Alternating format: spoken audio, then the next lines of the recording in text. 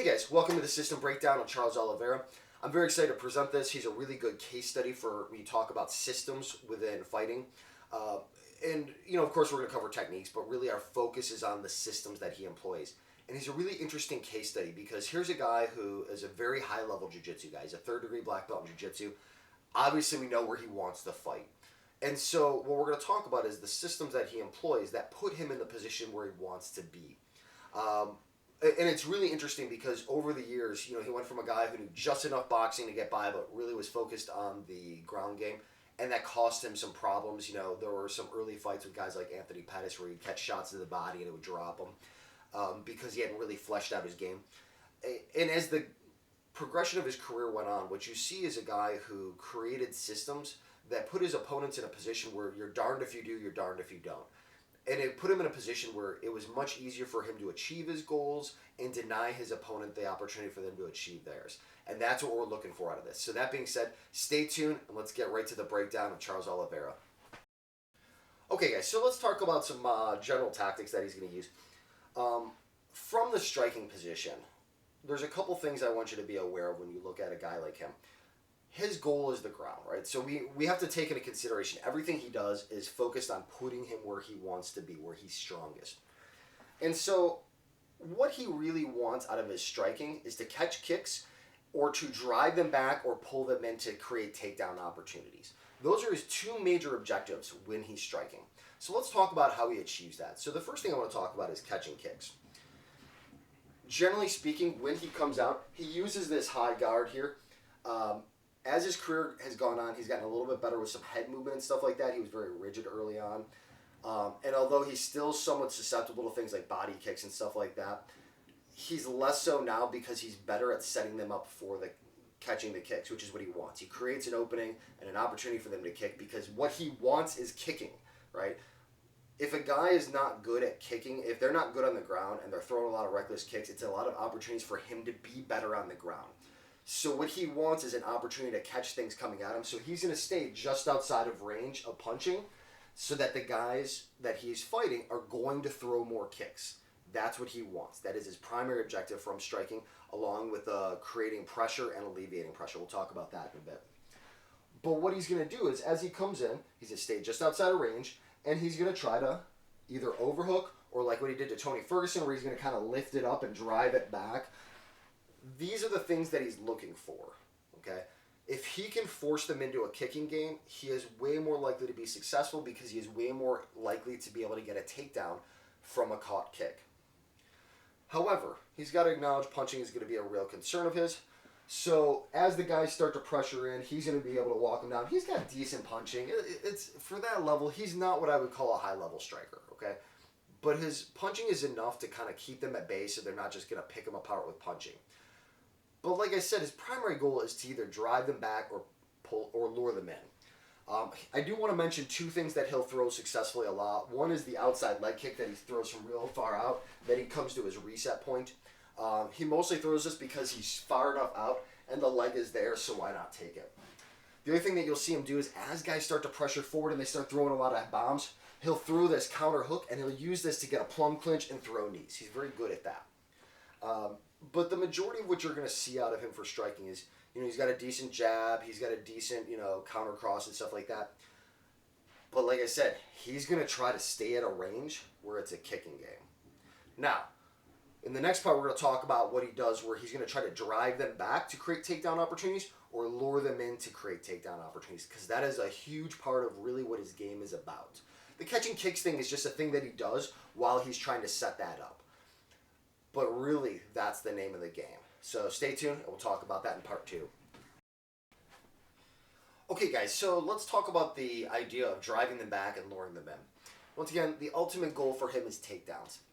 And what he does a lot of times on the drive in is it's very similar to like creating scrambles on the ground. He wants to create a reaction so that guys don't get too stagnant in place.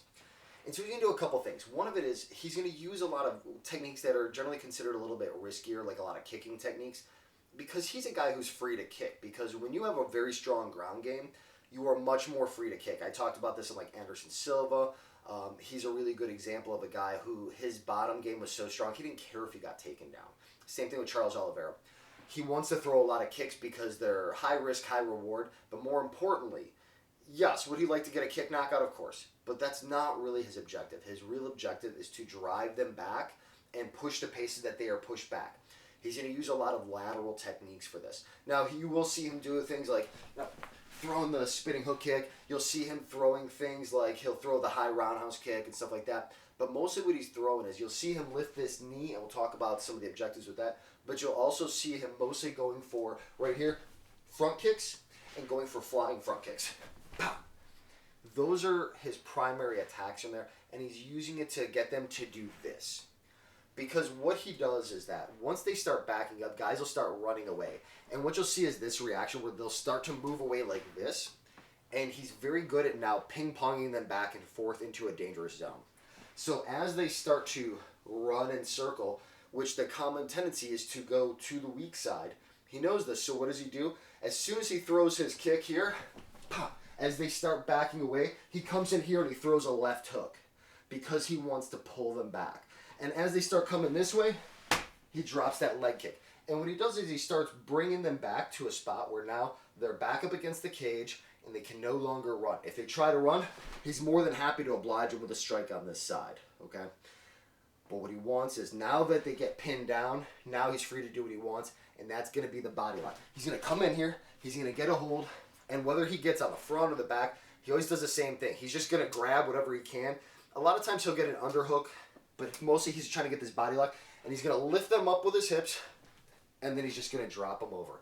He hits this all the time. He's very, very good at it. You'll see him do it from the front. Like I said, when he starts backing them up, you know, he comes in with the flying front kick. They start to come here. He drops it here, and then you'll see him come in here, and he lifts them up, pops them over. If they turn away, he does the same. He grabs them from behind, lifts, and drives. He's very, very successful with this takedown because he does one takedown, but he can hit it from everywhere. And that's what's really great about it is his takedown, he doesn't have a whole bunch of high-angled fancy takedowns. He has one takedown, but he can consistently hit it on guys. And he's very good at setting it up. The one thing I want to mention is this knee. This is used to create one of two reactions. One, either he wants them to try to kick back at him, so as he starts lifting the knee, he wants the opportunity, like I said, to be able to catch kicks. But sometimes he's doing it to get a reaction, to get them to drop their hands or, you know, kind of like respond to it. So that a lot of times you'll see him do it, see what they do, and then throw the flying front kick because he uses this knee to kind of get a reaction out of them. He wants them to respond to it so that now it sets him up for the flying front kick. Just something I want to kind of point out on that. Now, pulling them in. This is a really, really good tactic for him because a lot of guys, as he starts putting forward pressure on them, what do? They start driving back into him. Some guys just like to bang, and he knows that. And so what is he going to do? He's going to do a reactive shot. As soon as he's in here and he starts throwing stuff at him and they start to pressure in, he's going to come underneath, he's going to grab him, and once again, he's going to set him for a ride. Same thing. And essentially what it is just a reactive takedown to kind of lure them into a place where they're going to be at risk. So that's really the majority of it, is it's either I drive you back, work you against the cage and get a takedown, or as I start throwing stuff here, you know, I start putting you at risk, you start getting frustrated, and you start trying to close that gap, and as soon as you do, I'm going to come underneath. And this is really the majority of it because he wants that game to go to the ground. So that is the majority of his standing. I think it's really interesting to note how he drives them back and how he pulls them in to get to where he wants to be so that he's never trying to go for a takedown from this threat range. He doesn't want to be here trying to get in past these punches and gets it. He has to close that gap somehow. So what does he do? He puts them in a position where they cannot back up so that he doesn't have to worry about getting, you know, like these check hooks and stuff as he backs up and stuff like that. He wants to get them so that they cannot back up so that now he can just kind of shoulder in and get a hold of them. Or he wants them committed enough so that he can do the same thing. He can't just try to go for it from here while they're boxing, though, because he knows if he does, he's going to get stuffed. And that's what he doesn't want. He wants to be able to negate that space by either pushing on them or having them drive into him. Okay? Okay, guys, for the next part, we're going to talk about the ground. I know I don't have a partner, but I think I can illustrate a lot of this without it. Mostly I just want to kind of cover some of the systematic approaches that he has and general tendencies you'll see out of him. First thing that you're going to notice is that when he gets taken down, you're going to see him going for one of two things. Either he's going to try to catch a head. Ideally, his best case situation, the guy's leaning with his head. He's trying to catch it so that it can go for that bandolier position, and we'll talk about that in a little bit. But a lot of times what he's doing is he's going to overhook, and as the guy starts pulling him down, he's going to butterfly sweep him and end up in a mount. Or a side control, depending on how the scramble goes. But his philosophy is, just because you're putting me on the ground doesn't mean you're getting a takedown. And that's what you're going to see a lot of times. Obviously, he's trying to get the takedown, but if guys take him down, most of the time, you'll notice he ends up on top. Because it's something that he's very comfortable with, and he expects this. So as guys start driving in, you know, they start getting a hold of the body, start going for legs, expect him to go for the head, and expect him to go for those arms. And I think this is a really important strategy to kind of talk about that when you talk about your own fighting, that just because somebody's trying to put you on the ground doesn't mean they're getting a takedown. So start building in systems. So like if you're going to get double overhooks so that they can't post, so that as you fall back, you're already thinking about this type of stuff. And what he will generally try to do is, whether he takes them down or whether he wins a scramble, you'll see him end up a lot of times in like a side control where he's going to have this arm here kind of overhooked, and he's going to start trying to look towards getting guillotines as he starts, you know, coming to a mount and stuff like that. You'll see a lot of that type of stuff. What you mostly will see though, and he's very aware that from right here, a tendency for a lot of guys when they're on the bottom is to try to come up to their knees. And he wants this. He wants guys to lean forward with their head because he wants to create the bandolier position. You know, like those old bandoliers in like the old cowboy movies and stuff. Anyway, he wants his arms on the inside. If he comes here, comes deep, comes to the Anaconda. If he comes here, he goes to the Darce. If he stays here, he's going to go for the arm and guillotine. And when he does the guillotine, he has kind of his own unique version of the guillotine. It's really more similar to a Peruvian necktie, to be totally honest. And what he's going to do is, as he does this, he's going to fall back, he's going to have the head, and he's going to fall back with his legs over the arms. Because he wants to trap the arms in there with it and keep them straightened. He doesn't want them to be able to turn to a side or be able to use the arms to get free. So what he does is he binds up the arms with his legs. That's really what he's trying to do. A lot of times you'll see him roll into it and stuff like that. It's very cool stuff. But that's the majority of his top position. Now, from the bottom, in the closed guard, if he does get taken down and he ends up in the closed guard bottom, this is okay. He's very good. He knows he cannot stay here very long. So what is he trying to do is create scrambles, and he uses his feet to do so. So what you will generally see from him in a closed guard is as he gets here, you're going to start see him dropping elbows. You're going to start see him punching at the head. But mostly what you're focused on is pulling the head down and getting this inside bicep control and stuff like this, because as soon as this guy draws back to punch, he's going to kick his leg over, and he's going to start shooting triangles and stuff like that. But the triangles don't matter. Neither do the arm bars. He goes for a lot of arm bars, but he's not really concerned about getting them. If he gets them, great. But he's mostly concerned with, from right here, just getting his feet up and starting to attack the body, because he does not want them postured down. It is much better for him to get them back with this foot, and he'll use up kicks and things like that. He's just getting these feet up there so that it's in the way so that they cannot put pressure down on him. Once he can do that, he can scramble out of there, and that's what he's looking for. Is as soon as he comes up and he starts doing this, he starts backing up, he starts getting into here, and what inevitably happens is guys lean forward with their head, and now you're back in that position, that north-south turtle. That's what he wants. So if you notice, the reason I'm mentioning all this is if you notice, the system always brings him back to where he wants to be. If he gets taken to the ground, he gets his double overhooks, and he rolls to a top position, he gets his guillotine. If they start leaning in with their head, like if they start trying to get up and turn away, he gets that north-south position and he gets the guillotine, right? If they start trying to get in that top position, he uses his feet to create space, create a scramble, and then he goes in and he gets the guillotine. And it keeps going back to where he's strong, and I think this is really important to talk about. We're going to talk about legs.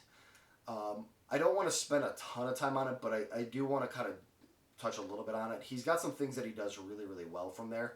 But I think we're going to kind of break off here, and then I'll do that in another segment where I'll just talk about it briefly, because there are a couple things I want to touch on with that, with his leg attacks, because he's very good at hitting the legs.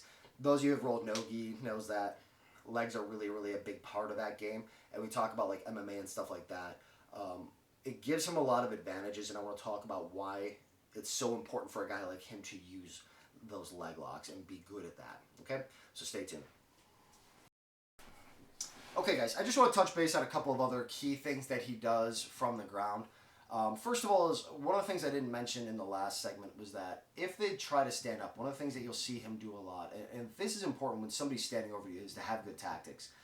And what I like about his game is it's not just reliant on doing up kicks, but it starts getting into other things. Like you start seeing leg lock attacks and stuff like that.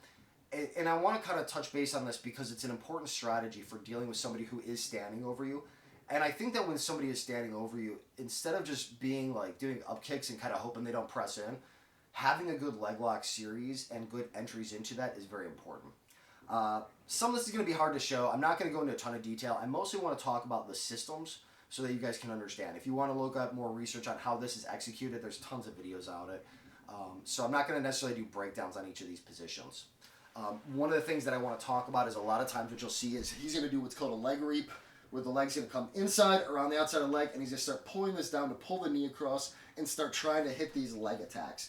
And what you'll see a lot of times is once he reaps this leg, so as the guy starts to stand, he comes in here, he reaps the leg, he gets over the top, he's going to triangle his legs, saddle this, and tighten it up, and then he's going to start bringing this foot across to start attacking the legs. He will also use this a lot of times to start transitioning and taking the back, which I find really interesting. Another example of this is from somebody standing over him. You'll see him use a De La Riva guard, which is not a guard that you see a lot in MMA. And it's really interesting how well he uses it. And he uses a modified version where he uses the X in the De La Riva. For those of you who don't know what a De La Riva guard is, essentially, my leg's going to be on the outside. I'm going to have control of the foot. This is the De La Riva. From right here, he swims his feet through, and he locks these feet up in an X. And from right here, what you're going to start seeing is he's going to start swimming to get legs and stuff like that. He'll swim the other side, he'll get to the near side. And what he's going to start to do is start using that position to attack the legs. But I like this a lot from the idea of when somebody is standing here, it doesn't give them the opportunity to just be like, wait for their opportunity to dive in and punch. They are actively defending the whole time. So as soon as that guy stands up on him, he's immediately getting in here and he's swimming into this position, stretching their legs out. And now it's playing a guard instead of them just waiting to tee off, they now are defending. And it keeps them off the offensive. And I think this is really important. There's a lot of other things that he does that are really interesting. I've seen him end up in like an X guard where he'll get in here, has control of this leg, his legs are in here, and he'll do stuff. Once again, he's attacking the legs because he's going to bring this leg over, and then he's going to start attacking the legs from this side. So why do I mention all this? Why are legs such a big deal? I already said when somebody's standing over you, it's a really nice tactic to keep them on the defensive and to be very aggressive in your attacks. But I think there's more to it than that. When you get a guy like him, when there's guys who are trying to rain punches down on him, especially from a top position, he can never let somebody get docile, and so he creates a lot of scrambles. He never wants to be in a bottom position just hanging out. And this is the thing that I think makes his bottom game better than almost anybody else in MMA, is that he knows, one, he's going to lose points from being on the bottom. It looks bad. But mostly, he knows that that's a dangerous position. And yes, close guard against somebody untrained is fantastic. But against a trained opponent, they can really do damage to you and rain blows. So he wants to be able to put himself in a position where if he's going to be on bottom, he wants it to be on his terms.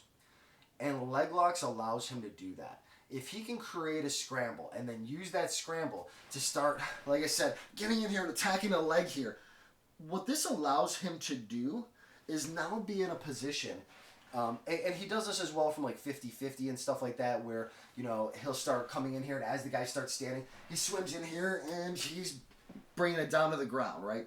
And what this all allows him to do is be in a position where he can damage and do severe damage to this guy's foot, attack the ACLs, you know, start going for heel hooks and stuff like that. And this guy is not in a position where he can rain blows down. It allows him to always be offensive, even from a bottom position. And also, it makes him a big threat, because guys know if they get into a top position, he might just get a calf crank on you and just start, you know, coming in here and then pulling you back. And you don't know what a guy like that is able to do, because a lot of guys don't understand leg locks very well. So it always makes them hesitant whenever they're on the ground with him, because at any point he can transition to a leg attack and be successful. Not only are you not able to hit him from there, but it's probably an area that you don't know as well, because being a high-level jiu-jitsu guy, being a third-degree black belt in jiu-jitsu, his knowledge of these positions is probably way higher. And so the reason I'm mentioning this is anytime you can put the fight in a place where you are superior, you have a huge advantage. So what has he done up until this point? He uses tactics from the stand-up to get to the takedown, close the distance safely, right? It's always a concern for jiu-jitsu guys. He closes that gap. Then, whether he's pressing in or he has them drive in and he counters with it, or he's catching a kick, once he gets on the ground, he's going to get to a position where he's going to put you where he's comfortable, which is getting to that north-south with the neck.